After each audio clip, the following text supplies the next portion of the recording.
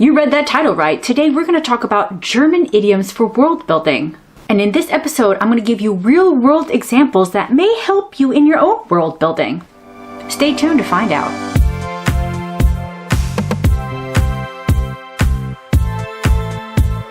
Hallöchen Lieblings, it's Mari, science fiction and fantasy author who's been living in southern Germany since 2014. Today we're going to talk about idioms and how important it is in world building. Or at least, it's an aspect that can make your world that much more real. But before we get started, hit that subscribe button and ring the bell if you haven't already. Here on Adventures of Lamati, we talk about writing, living abroad, and everything in between. So today we're going to talk about idioms.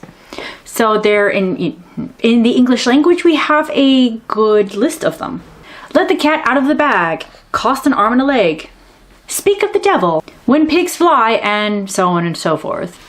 These idioms are so ingrained in us that we don't always think about them when we use them in our writing, and sometimes they can be to our detriment. Because a lot of our idioms and phrases are very specific to our culture and our language, and if you're building a world, say, in Westeros, you can't use a phrase like, jump the shark, because there's no happy days in order for this reference. First off, if you don't understand what jump the shark means, it's usually when a media, like a TV show or a movie, or mostly a TV show, it's the moment where their quality kind of declines because they've tried to do some kind of gimmick that caters to the fan base or to the audience or to just somebody else, but it kind of loses the spirit of the show. The idea of jumping the shark came from the season 5 premiere of Happy Days. It was in the episode Hollywood Part 3 where actor Harry Winkler, who played the iconic Arthur Fonzarelli, or the Fonz, jumped over a confined shark. The whole gimmick of him jumping the shark was just to show off Henry Winkler's water skiing skills and had absolutely nothing to do with Happy Days.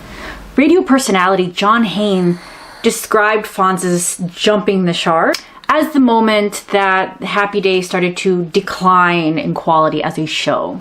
The phrase has since been used in order to describe any other show that has suddenly turned to shit. Granted, the idiom of jumping the shark is a very extreme example, but you do understand what I'm talking about. Most of these idioms have a specific history that's specific to our culture and our language. It's not something that should be used when you're creating a fantasy world or even a futuristic sci-fi world, unless somehow that reference is still there. The best thing to do is to just come up with your own. A perfect example of this is from one of my all-time favorite sci-fi shows, Firefly, where the pilot, Wash, explains to his wife, Zoe, how there was a planet that he'd visited that their form of entertainment was juggling geese. Actually, goslings. Baby geese. The whole point of this conversation was to kind of show that we need to be accepting of other people's cultures and rituals because we may not understand them, but they're there. And for you Firefly fans out there, it was in the episode Our Mrs. Reynolds, just for reference. And the joke ended up paying off later when Wash offhandedly says, oh, well, some people just juggle geese. Of course, that comment made absolutely no sense to anyone else on the ship, but, you know, for the audience in the know, it was funny. And so that's where German comes in. Honestly, I love German idioms. They can be just as weird or funny as the ones in English. But, you know, Germans have actually done half the work for me. It's common within our circle of friends here in Germany to take German idioms and to transliterate them into English. And transliteration means just that. It is literally translating word for word. And the results are actually very funny. You know what? I'm going to stop being confusing and just, go on with the list, and then I'll explain what I'm talking about. I think my pig is whistling. Ich glaube, mein Schwein pfifft. So this kind of reminds me of the phrase when pigs fly, even though it has really nothing to do with that. It literally means like pretty sure you've heard something crazy, like if your pig was whistling. A phrase like this would be great for somebody if you have a character whose native language may not be English. It could be a way to describe a person's backstory, like where the hell would you come up with the idea of pigs whistling? I don't know. I think it's a funny phrase. Don't play the offended liver sausage. Spielt nicht die beleidigte Leberwurst. I think this idiom is rather self-explanatory, like don't get offended. And you could easily recreate an idiom like this, just kind of replace the word liver sausage with, you know, something else. Like, don't play the offended, insert random object here. That sounded really sexual. I'm sorry about that. I think I spider. Ich glaube ich spinne. This one my husband uses actually very often. It's similar to the whole pig whistling bit where you think you've heard something to the point where you are literally going crazy. You are weaving a web like a spider. I don't know. Now we have the salad. Jetzt haben wir den Salat. And this phrase is like, oh, well, you know, this is what we have. This is a mess. Like, all right, we have to kind of accept this now. This is what we have. Life is not a pony farm. Das Leben ist kein Ponyhof. Essentially, this is, you know, this life is not all it's cracked up to be, would be kind of the English equivalent. I know how the rabbit runs. Ich weiß, wie der Hase läuft. And this is like, I know what I'm doing, guys. I know what I'm doing. I know how the rabbit runs. The cat is up the tree. Die Katze ist auf dem Baum. Yeah, this is also like, now we have the salad. Like, oh, well, the cat's up the tree. Can't really do anything about it now. Cat's up the tree. I have such a tie. Ich habe so eine Krawatte. And it literally means you're like really annoyed. Like, oh, it's just, oh, like everything's getting tight here because you're just so angry. And yeah. I don't know if you can see Roxy's head right now. Yeah. Hi. Hi, baby. The bear tap dances here.